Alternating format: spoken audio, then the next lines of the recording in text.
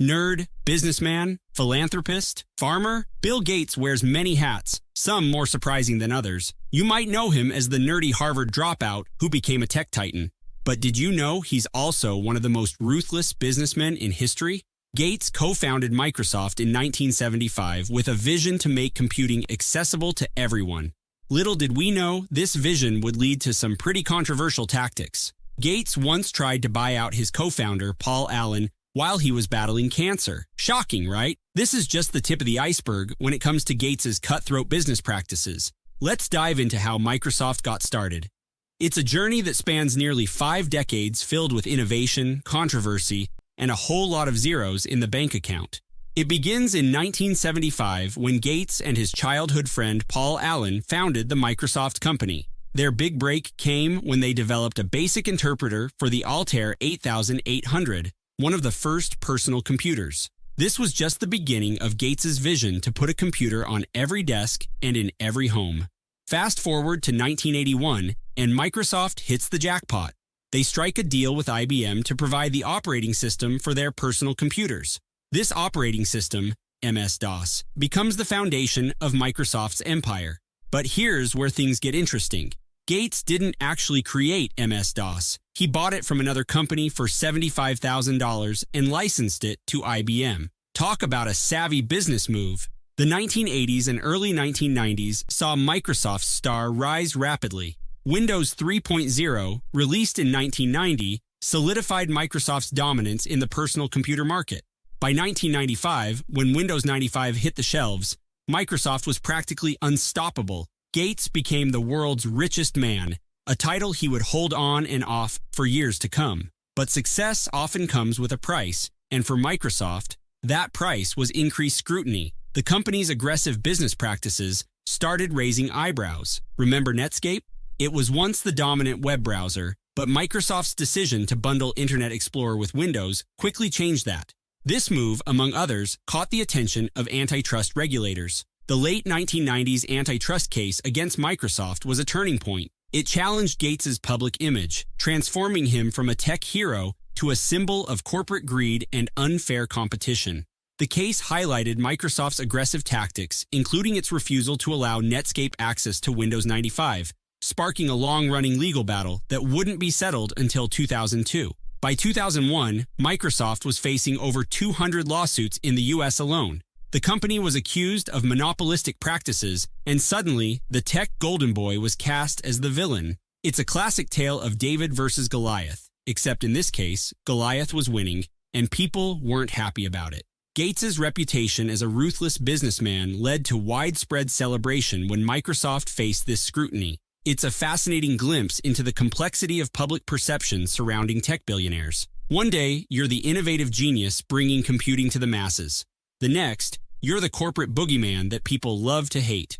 We admire their innovation and success, but we're quick to turn on them when we feel they've gained too much power. It's a delicate balance between celebrating entrepreneurship and fearing corporate dominance. But Gates wasn't finished. As the legal battles raged on, he was already planning his next move.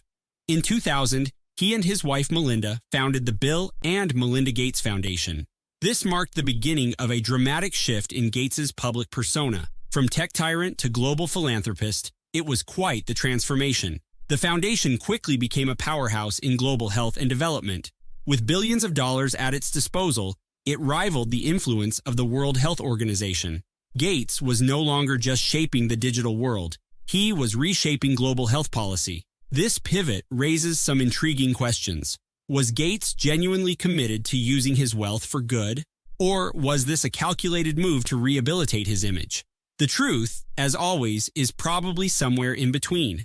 Bill Gates's transformation is nothing short of remarkable. After stepping down as Microsoft's CEO in 2000, Gates set his sights on a new frontier, philanthropy. But this wasn't your average charity work. Gates was about to redefine what it means to give back on a global scale. Enter the Bill and Melinda Gates Foundation. With an annual budget of $8.3 billion, this philanthropic powerhouse dwarfs even the World Health Organization. Just let that sink in for a moment. A private foundation, run by a former tech mogul, has more financial muscle than the organization responsible for coordinating international health efforts. It's a staggering example of the influence billionaires can wield in our world. But Gates didn't stop there. In 2010, he teamed up with Warren Buffett to launch the Giving Pledge. This initiative encourages billionaires to commit to donating the majority of their wealth to charitable causes. So far, nearly 250 individuals have signed on. It's an impressive feat, but it also raises some intriguing questions about the nature of billionaire philanthropy.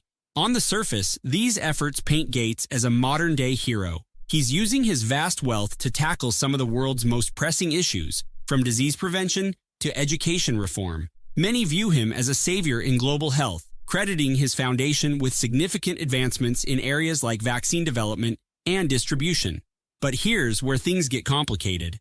While Gates is undoubtedly making a positive impact, his approach to philanthropy isn't without its critics.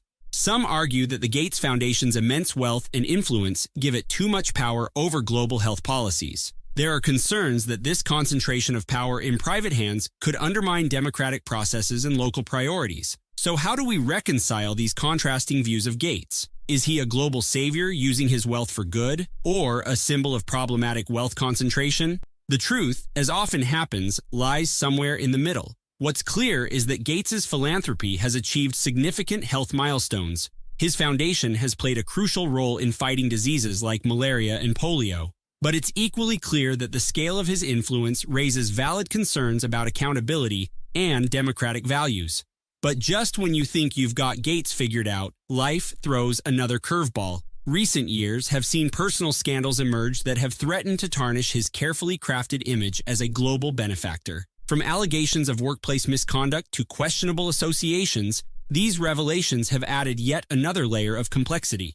In 2021, the world was shocked by news of Gates's divorce from Melinda French Gates, his wife of 27 years. But it wasn't just the end of a high-profile marriage that caught everyone's attention. The divorce brought to light a series of personal scandals that threatened to unravel Gates's carefully crafted public image. Allegations of workplace misconduct at Microsoft and the Bill and Melinda Gates Foundation began to surface. There were whispers of affairs, including a long-term relationship with an employee that reportedly began in 2000, which reportedly led to an internal investigation in 2019. These revelations painted a picture of Gates that was a far cry from the nerdy, philanthropic image he had cultivated over the years. But the most damaging revelation was yet to come.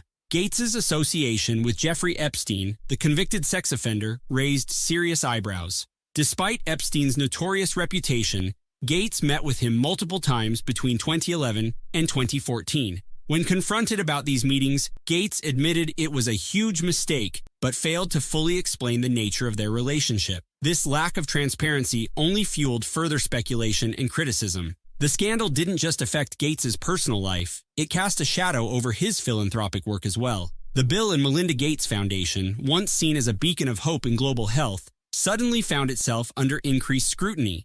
People began to question whether a man with such questionable judgment should wield so much influence over global health policies. But here's where things get even more interesting. While the world was focused on Gates's personal scandals, another story was quietly unfolding. It turns out that Bill Gates isn't just a tech mogul and philanthropist, he's also the largest private owner of farmland in the United States. As of 2021, Gates owns approximately 270,000 acres of farmland across 19 states. That's an area larger than New York City. This revelation has raised serious questions about wealth concentration and its potential impact on agricultural policy. Why would a tech billionaire invest so heavily in farmland? And what does this mean for small farmers and rural communities? Some critics argue that this level of land ownership gives Gates an unprecedented level of control over food production and distribution. Others worry about the environmental implications, given Gates's advocacy for high-tech industrial farming methods. These concerns tie into a broader debate about billionaire philanthropy. Is it right for individuals like Gates to have so much influence over global issues? Are we comfortable with private citizens shaping public policy through their charitable giving? The Gates Foundation's approach to global health and development has been criticized as bigfooting and neo-colonial. There's a growing movement that's not just criticizing Gates, It's questioning the very idea of billionaires existing at all. Why the sudden shift, and what does it mean for figures like Gates? The term cancel bill might sound like a social media hashtag, but it represents a real and growing sentiment. In recent years, Gates has faced a barrage of criticism that goes beyond his business practices or philanthropy. It's personal, and it's changing the way we view the world's wealthiest individuals. But why are we so quick to turn on billionaires like Gates? It's part of a larger trend, a growing skepticism towards extreme wealth concentration. As income inequality widens, many are questioning whether it's ethical for individuals to amass such vast fortunes while others struggle to make ends meet. This shift in public opinion isn't limited to Gates. Other billionaires like Jeff Bezos, Mark Zuckerberg, and Elon Musk have faced similar scrutiny. Their every move is analyzed, criticized, and often condemned. It's as if we're collectively asking, do we really need billionaires? This backlash against billionaires isn't just about envy or resentment. It's rooted in genuine concerns about power, democracy, and the future of our society.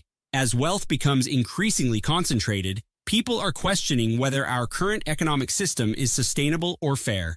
So what does this mean for Gates and other billionaires? It's a wake-up call. The days of uncritical admiration for the super wealthy are over. Every action, every donation, every business deal is now subject to intense scrutiny and criticism. If you enjoyed this summary, please subscribe to our channel,